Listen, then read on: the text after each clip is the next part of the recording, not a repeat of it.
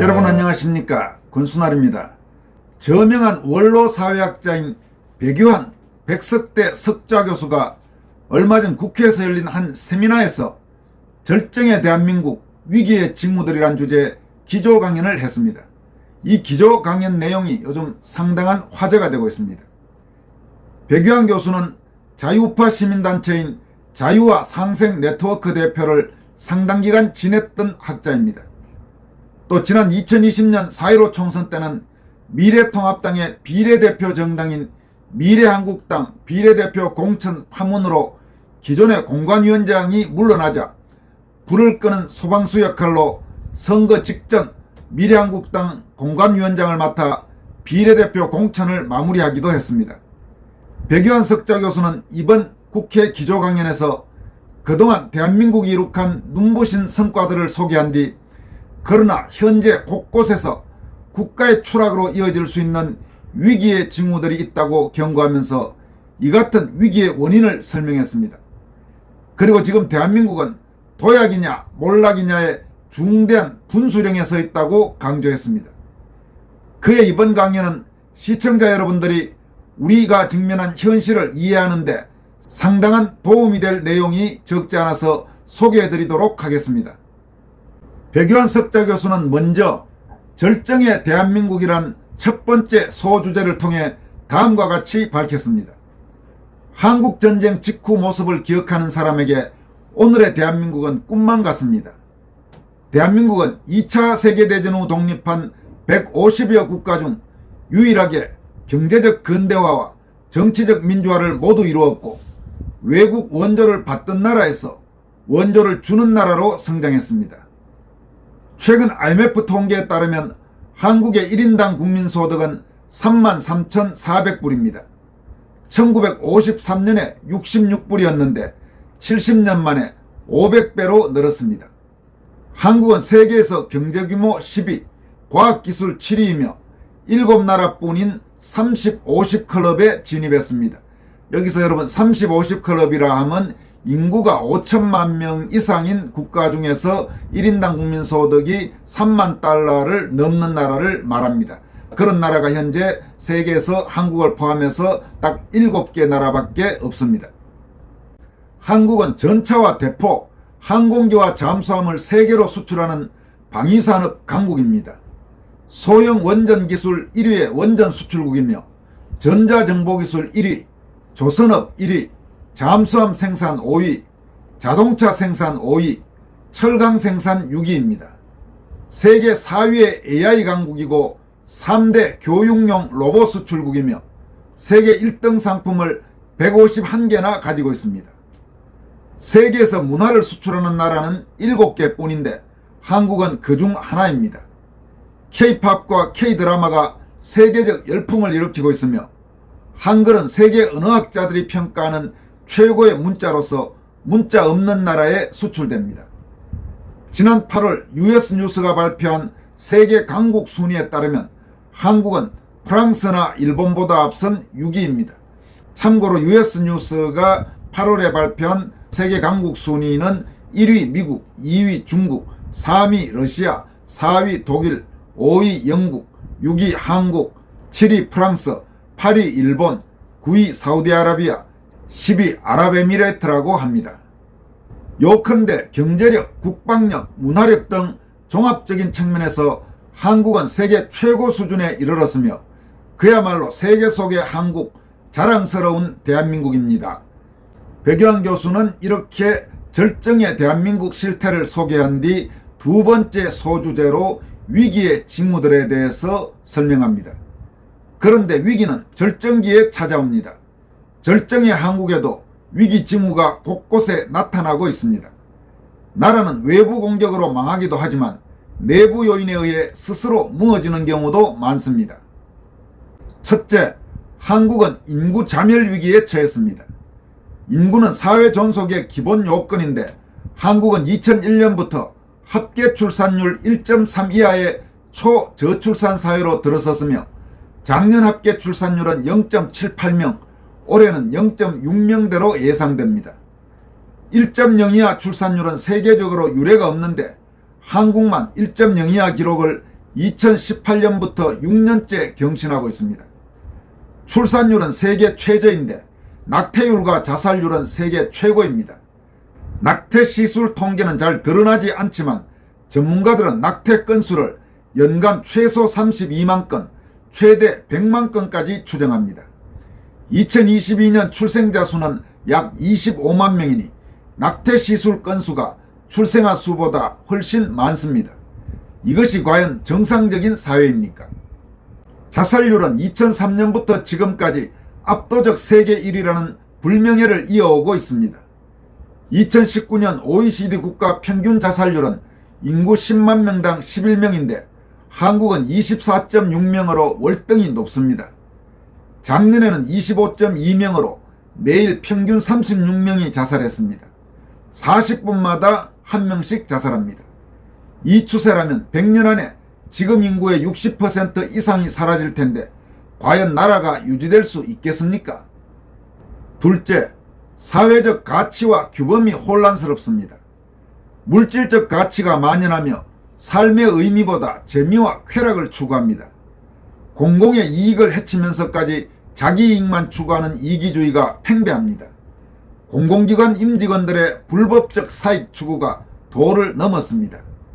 사회 신뢰는 추락하고 분열과 불신은 증가하여 위정제, 무고제가 급증했습니다. 인구 10만 명당 건수를 일본과 비교하면 위정제는 25배, 무고제는 40배나 많습니다. 사회적 규범과 질서 유지의 최소 단위인 가족이 사라지고 있습니다. 가족 공동체 의식이 약해지고 결혼에 대한 생각도 바뀌었습니다. 편하고 즐겁게 살기 위해 결혼을 늦추거나 비혼주의자도 많습니다. 2022년 인구 총조사에 따르면 1인 가구 비율이 34.5%입니다. 세 집 중 한 집이 혼자 사는 가구입니다. 셋째, 사회질서 관련 핵심 제도들이 공정과 신뢰를 상실했습니다.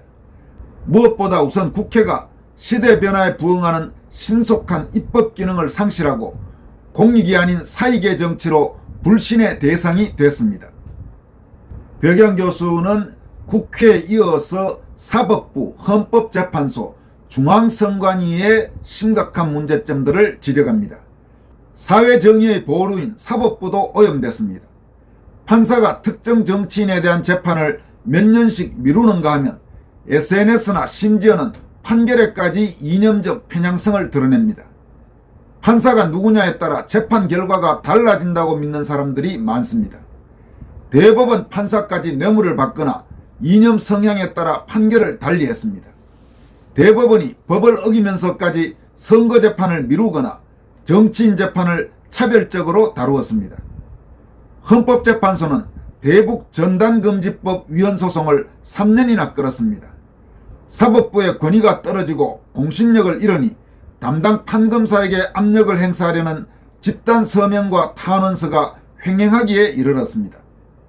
중앙선관위는 특권적 지위를 남용한 직원 채용 비리로 신뢰를 상실했을 뿐 아니라 정치에 휩쓸려 선거관리의 공정성까지 의심받기에 이르렀습니다. 사회적 공기인 신문방송도 이념적 지향에 치우친 기사를 올리며 특정 집단의 선전기구 역할을 합니다. 넷째, 공권력이 흔들리고 있습니다. 국회는 국정원의 대공수사권과 검찰의 마약 수사권을 경찰로 이관하도록 법을 바꿨는데 정작 경찰은 전문성과 인력 부족으로 감당할 수가 없습니다. 경찰은 날로 흉포화되는 각종 범죄와 불법 파업과 시위를 통제하기도 벅찹니다. 마약이 급속히 확산하며 청소년, 군 내무반까지 침투했습니다. 한국도 이제 마약 청정국이 아닙니다. 2021년 청주간첩단, 2022년 제주간첩단, 2023년 창원간첩단, 민노총간첩단 사건 등에서 북한 지령문과 이들의 보고문을 보면 북한은 지금도 끊임없이 남한의 좌익 혁명 세력을 키우고 있으며 하부 조직이 전국에 또아리를 털고 있습니다. 대한민국의 정체성이 흔들리고 있습니다.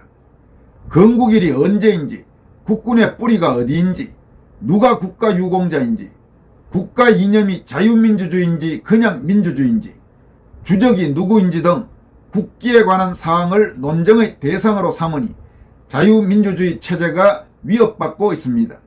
여기에서 배 교수가 말한 국기라는 것은 태극기가 아니고 국가의 기본, 국가의 기틀 할 때 그 국기를 말합니다. 다섯째, 북핵 위기입니다. 다수의 국제정치학자는 전쟁 발발 가능성이 가장 큰 지역 중 하나로 한반도를 꼽습니다. 북한은 최근 핵무력 발전 고도화를 명기하는 개헌까지 했고, 유엔 주재 북한 대사는 지난달 26일 유엔 회의에서 언제 핵전쟁이 터질지 모르는 일촉즉발의 위기라고 협박했습니다. 그리고 이틀 후 미 국방부는 북한이 군사충돌 시 핵무기를 사용할 가능성이 있다고 경고했습니다. 상황이 이처럼 엄중한데도 북한이 설마 전쟁을 일으키겠느냐라고 안이하게 생각하는 사람들이 많습니다. 1.21 사태나 아웅산 테러, 카일기 폭파 사건에서 보듯이 북한은 체제 유지를 위해 무슨 짓이든 할 수 있는 집단입니다. 북한은 대량 아사 사태를 겪으면서도 적화통일 목표를 한 번도 바꾼 적이 없습니다. 북한은 핵무력 완성과 남한내 혁명 역량 고양으로 적화통일의 때가 됐다고 오판할 수도 있을 것입니다. 문제는 대다수 국민은 물론 국가 엘리트조차 이러한 위기 징후들에 대해 아주 심각하게 생각하지 않는다는 사실입니다. 어쨌든 대한민국은 계속 발전한다고 믿는 것 같습니다. 그러나 많은 위기 징후에 철저히 대비하지 않으면 어느 날 갑자기 나라가 몰락할 수도 있습니다. 여러분, 백유한 교수는 이렇게 현재 한국이 직면하고 있는 위기의 징후를 인구자멸 위기, 사회적 가치와 규범의 혼란, 국회, 사법부, 헌재, 선관위, 신문방송 등 사회질서 관련 핵심 제도들의 공정과 신뢰 상실, 흔들리는 공권력, 북핵 위기 등 5가지 분야에서 아주 깊이 있게 지적한 뒤에 왜 이 같은 국가 위기의 징후가 나타났는지 그 근원을 분석합니다. 국가의 기본제도, 즉 가족, 종교, 정치, 경제, 교육 중 사회 전반에 가장 큰 영향을 미치는 것은 정치제도입니다. 정치제도는 국가의 방향과 목표를 설정하고 전략과 정책을 수립하며 사회질서 유지와 국민 보호를 담당하기 때문입니다. 앞에서 지적한 위기 징후들을 보면 모두 정치와 직결되어 있습니다. 가족 해체, 인구 절벽, 높은 낙태율과 자살률은 모두 정책 실패의 결과입니다. 시대 변화에 부응해 신속히 법을 개정하거나 제정해야 할 국회가 시대에 뒤떨어져 제 기능을 하지 못했기 때문입니다. 여야 정치권 모두 30년 전부터 혁신을 갈아먹는 각종 규제를 철폐하겠다고 했지만 달라진 건 거의 없습니다. 지금도 한국 정치는 세상이 얼마나 빨리 변하는지 모르고 있습니다. 국가보다 개인적 가치를 더 중시하게 된다는 정치 엘리트의 책임이 큽니다. 올바른 가치와 규범의 수범을 보여야 할 엘리트가 개인적 당파적 이익을 위해 법을 위반하니 대중도 따라합니다. 윗물이 흐리면 반드시 아랫물도 흐려집니다. 정치가 불신과 분열의 원천이 되고 있습니다. 정치인들이 대중에게 영합하거나 지지 기반을 넓히기 위해 지역, 남녀, 세대, 직업을 갈라치거나 가짜뉴스를 퍼뜨리기 때문입니다. 공권력이 흔들리는 것은 정치의 개입으로 인해 조직이 혼란스러워졌기 때문입니다. 사법부, 국정원, 공안기관, 선관위 등 주요 국가기관이 공정과 신뢰를 잃게 된 것은 정권이 이들을 정치적으로 이용했기 때문입니다. 정치적 목적으로 각종 안보해제 조치, 공안기관 업무 조정, 공공기관 통제, 부적격자 낙하산 인사 등을 강행했습니다. 정치가 사법부의 독립성을 훼손하고 사회적 공기인 신문방송까지 왜곡한 것은 자유민주주의 국가에서 있을 수 없는 일입니다. 국가 정체성을 흔들고 있는 것도 바로 정치인들입니다. 그들은 정치적 목적에 따라 끊임없이 외부 세력과 연계해 역사적 사실과 교과서를 왜곡하고 있습니다. 특히 북핵 위기는 완전히 잘못된 정치적 대응의 결과입니다.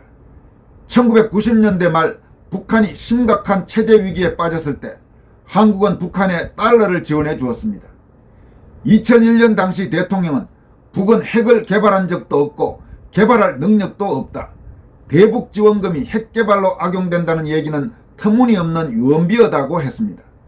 그러나 핵개발은 김일성의 유언이었고 북한은 결국 핵무력 완성을 선언하기에 이르렀습니다. 2001년 이 당시 이 엉터리 같은 헛소리를 한 게 바로 김대중입니다.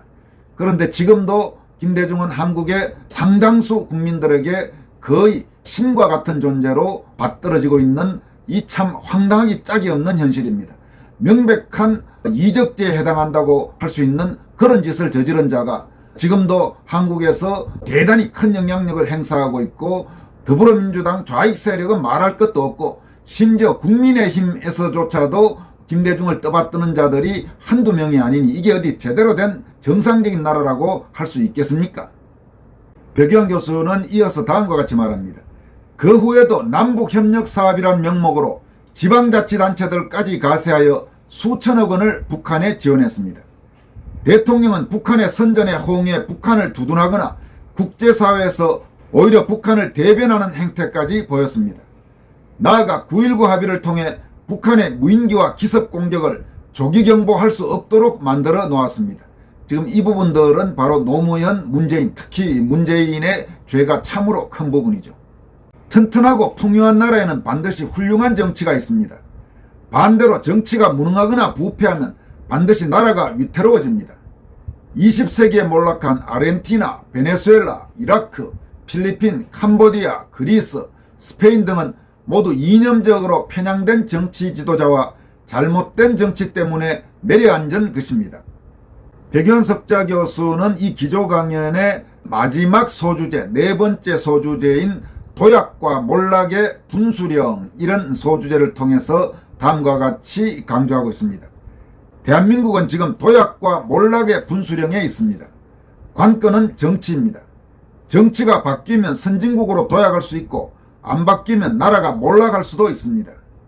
플라톤은 아테네의 몰락을 경고하면서 조작된 여론에 근거한 바보들의 민심 정치를 지적했습니다. 구체적으로는 대중적 인기를 위해 대중의 요구에 무조건 부응하는 사회병리 현상, 개인의 능력과 자질을 고려하지 않는 잘못된 평등관, 절제와 시민적 덕목 대신 무절제와 방종으로 치닫는 현상, 다중에 휩쓸려 조작된 여론에 의한 정치 등을 지적했습니다. 오늘 한국 정치의 모습이 바로 이러하지 않습니까? 어리석은 정치에 혁신이 없다면 미래도 없습니다. 그러나 지금 현실에서 정치권의 혁신을 기대하기는 어렵습니다. 정치인 대다수가 체계적 훈련 과정을 거친 전문가가 아니라 갑자기 영입된 아마추어이기 때문입니다. 총선이 다가오면 각 정당은 새 이미지 형성을 위해 인물 영입에 나섭니다.